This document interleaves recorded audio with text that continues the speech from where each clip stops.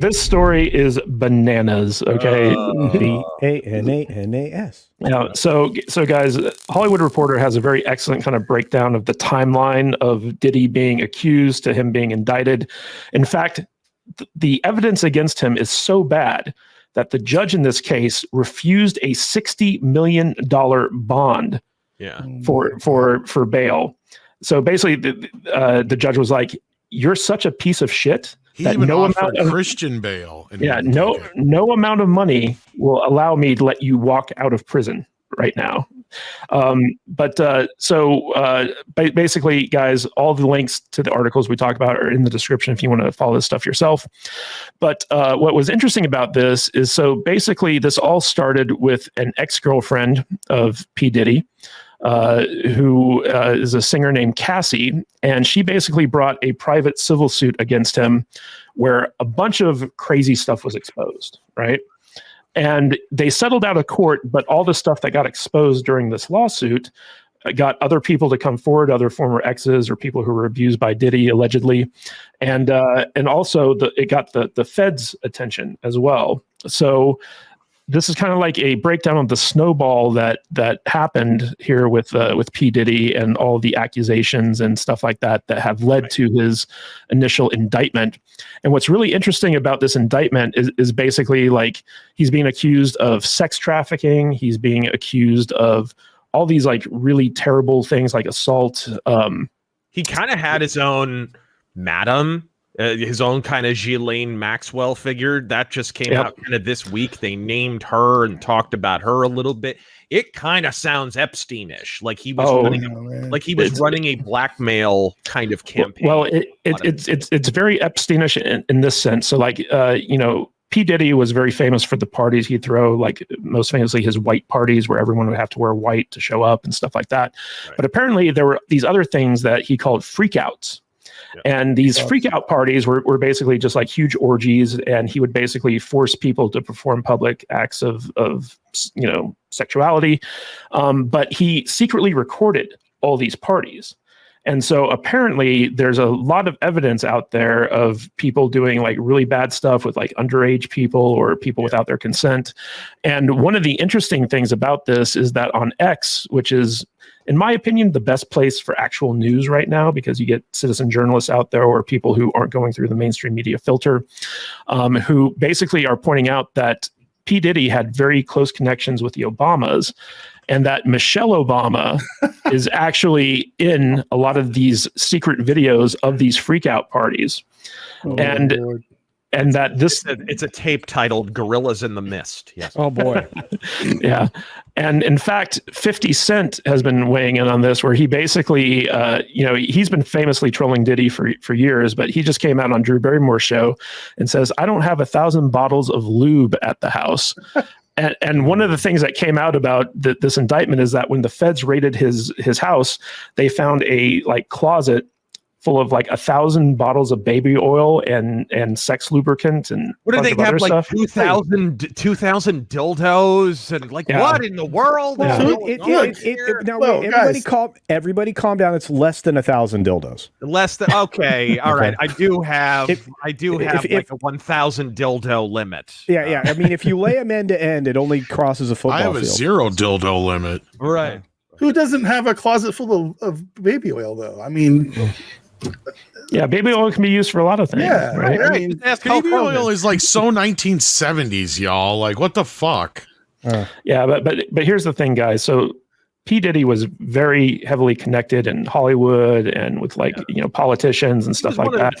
He was one of the first like, oh, I'm going to stop being a rapper and I'm going to turn into a mogul. He was one of the like, along with Jay-Z, who there's already rumors. He was barely a rapper. So there's been rumors about Jay-Z for years. So if they're gonna talk about Diddley, they'll probably be talking about Jay-Z as well pretty soon. Here, actually, 50 Cent came out recently and was like, "Yo, if you think Diddy's bad, you need to go look at Jay-Z." The guy wrote his most famous song about literally sex trafficking. For Christ's sake. Well, does anybody else remember Mace?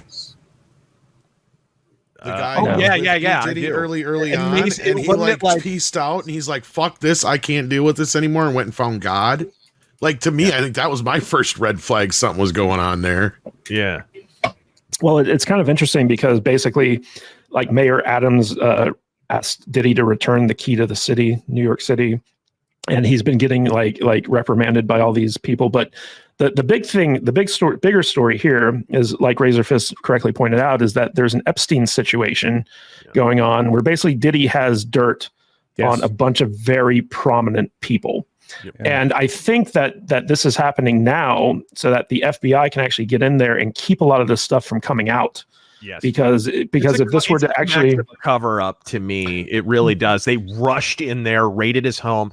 They were initially the part you really didn't mention, which I think does need to be stressed, is he was cooperating with authorities. Yeah. They were kind of luring him out with the promise of, oh, this will kind of go away for you. It won't be a big deal. Because initially there was a little bit of a comedy of errors where he was overseas. He was on a ship. He wasn't going to be in the United States. And the FBI were kind of trying to lure him back to the States to come face this. And so I'm sure they made him lots of promises, all of which I'm sure they're breaking right now. Oh, yeah. To try and get him back in the United States. And then they immediately throw the book at him and no, $60 million bond denied. No, right? Like they wanted him because they wanted this material. They wanted to raid his home. They wanted this blackmail material so they could go burn it. So they could make it go away. Is he going to get Epstein? Because he's on suicide watch right now. All I'm saying is I hope the cameras are not malfunctioning in his wing. Right. Well, what is very kind of like telling about this is that you have the bastion of morality, Suge Knight, who ironically has his own podcast, and he basically you can see how well the FBI deals with fighting crime now that former mobster who cooperated with the FBI and killed hundreds of people is now a podcast genre on YouTube. So yeah, but the FBI is cleaning up the streets. Yeah, so Suge Knight on his podcast basically accused Puff Daddy of not only being immoral, which I thought was funny. Ridiculous. But he accused. Look, you should inject AIDS into one of your rivals. Suge Knight's all like, look, I run over a motherfucker. I shot a lot of people, but I ain't trafficked no kids. Right? But it's okay. It's okay. His accusation is basically that P. Diddy for decades has been an informant for the FBI. Where basically, like, he would stage these freak out parties, he would get dirt on people, and then he would pass it on to the FBI, and that's how he was able to get away with his bad behavior for so long. It could be. How do you think they were able to think about it? They went back and forth trying to negotiate with Diddy while he was out of the country to get him back in. Where did he make that contact from to begin with? Did he already have a contact in the FBI? Suge Knight could be telling the truth. Honestly. Yeah. And what's really interesting about this is that basically all over TikTok, all over social media, what people are doing is they're pointing to his ex Cassie, the singer, who started this whole thing. And basically the FBI was not able to shield him from like the stuff that came out publicly. And it's one of those Ronan Farrow situations with Harvey Weinstein, where like once the information got out, it kind of snowballed outside of anyone's control and ended up taking Weinstein down. The same thing's happening here with P. Diddy, apparently, where basically all these people who he abused have come out and they're adding fuel to the fire, and the FBI or the government people who were protecting him aren't able to basically quash this. And so the conspiracy theory here, which is probably going to be the actual truth in about 6 months, is that the FBI is doing all this stuff in order to get all of his blackmail material and protect it so that they can continue to use it against the people who are currently in power or in Hollywood or like whatever. Yeah, just like they did with the Epstein discs that just miraculously disappeared. Yeah. So Razorfist, what's your take on the P. Diddy indictment? He's a man who enjoys the minor things in life. What? It does sound like a blackmail op to me. It really does. It sounds like these parties, he pretty much like, oh my God, now we're hearing not only was it rappers and prospective pop stars and starlets and young boys and all of this, but now it's politicians. Like, I can't imagine. Was it Milo Yiannopoulos said yesterday, like, I can't imagine a worse version of hell than an orgy with all politicians? Right? It's like, but this apparently was going down at P. Diddley's house. It was horrible. It does sound like an op to me. It sounds like he was assembling a blackmail fight. Look, this guy fancied himself a gangster. He was not. It doesn't sound like he had a whole lot of real organized crime connections. But this guy, he weren't no Suge Knight. Right. He sounds like he sounds like he was a wannabe banger for a long time, and then he wanted to be mogul guy, and so he thinks he's the kingpin. So what does Kingpin do? Oh, I'm going to put cameras up in my house and I'm going to have these parties, and then I'll have a blackmail file on everybody, and then I'll have control of them, right? He thinks he's playing puppet master when really he's just a retard who's going to hoist himself by his own petard pretty soon here. And that's kind of, that is what it sounds like happened. Like he's sort of a pretender who got too big for his britches. Tom, what's your take on this? Do you think that there's any truth to all these like freak parties and Michelle Obama's involvement in them? I'm sure. Dude, Cat Williams. Did you see that clip of Cat Williams? Oh, yeah. I remember vividly he mentioned P. Diddy by name. Look, both things that you guys have said here does not mean that one is mutually exclusive, right? They both can be true. Yeah. They have to both be true for one of the scenarios to even work out, right? So he can be both an FBI informant, and that's also how he's gotten away with this shit for so long. Yeah, but like with Weinstein, like with Cosby, like with any of these guys, those are the kind of guys who wind up being informants, is pretenders and stooges, right? Yeah, you don't get the drug lord as an informant for the FBI. No. You get some flunky who wants to be a drug lord. That winds up being the informant because he has ambitions, he has enemies, he's a fumbling retard, and he winds up being the guy who's actually kind of vulnerable to the FBI making overtures and becoming an informant. Well, and that being said, I mean, P. Diddy wasn't necessarily not powerful at all at one point. And that's kind of the other part of it, too, is like the power goes away, right? Like with Weinstein, Cosby, all these guys, you know, you brought up Ronan Farrow. Like, I mean, would he be able to have touched any of these motherfuckers 20 years ago? No. Weinstein would have squashed him out. Like, look at Kevin Spacey would have killed him, right? I mean, it's just... Hey, you know what? All I know is it changes the meaning of the song "Come With Me." Well, yeah, exactly. Yeah. Well, there's also like, that's the Led Zeppelin song that he talked over. Yes. There's also a precedent here with the FBI where basically, you know, if we remember Whitey Bulger, the mafia guy from Boston, who was an informant for the FBI, and the FBI basically let him like murder people and commit crimes and run his own criminal organization as long as he kept feeding them inside info on his rivals and stuff like that. So the FBI is not above like, you know, supporting straight up criminals who are doing terrible things if it, you know, kind of like suits their purposes. No, like I said, dude, like freaking Sammy the Bull Gravano out here in Arizona, they put him up nice, and he wound up being involved in other organized crimes, and the FBI just kind of looked the other way on it while he was out here because it's like, oh, it's not happening in New York or Jersey or anything. It's just happening out in the desert, out in Arizona. Who gives a shit, right? Like the FBI are an organized criminal organization. I think anyone who's been following politics for the last several years can see that. Temporary organization, by the way. If Trump got in office, he could sign them out of existence the next day if he wanted to. They exist due to the largesse of the president of the United States. But the funny thing about that, Razor, is that I just lost my train of thought on it. But I want to throw this to Culture. Culture, what's your take on the Diddy indictment? And what do you think? Will this have any impact on the election, do you think? It depends on if enough stuff gets out. I mean, it could. Kamala was connected with him. Yeah. Oh, yeah. Trump was apparently friends, or at least there's a photo of them together, but Trump attended every major awards function and whatever. Like, people seem to forget that, hey, he was a celebrity. Academy Awards, Trump would be invited for some reason, even though he wasn't an actor, right? But there's no pseudo-famous person out there that hasn't shaken hands with Donald Trump. Well, they all used to love him 6 years ago until all this stuff started going on. So exactly, you know.